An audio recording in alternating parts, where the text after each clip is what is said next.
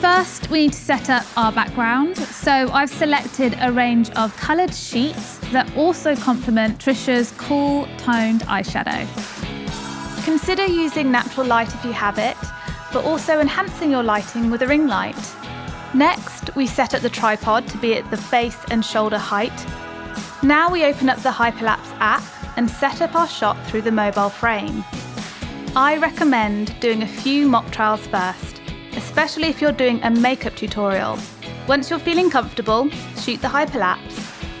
Review the video and select the speed that best captures your tutorial. Open Video Shop and tap the plus sign to import your video clip. Select Resize from the bottom toolbar and format to your final video aspect ratio. Select the Text button and begin to add your copy. Select your font, colour and text size. Press Done.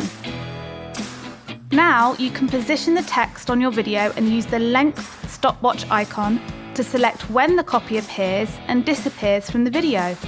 You can also tap the effects icon to choose a text animation style.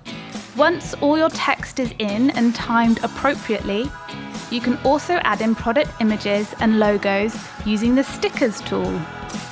This will allow you to import images from your camera roll. You can use the same process as with the text to time your images and layer in animation effects. So once you're done editing your video, you can save it to camera roll so you can easily post it to Facebook and Instagram.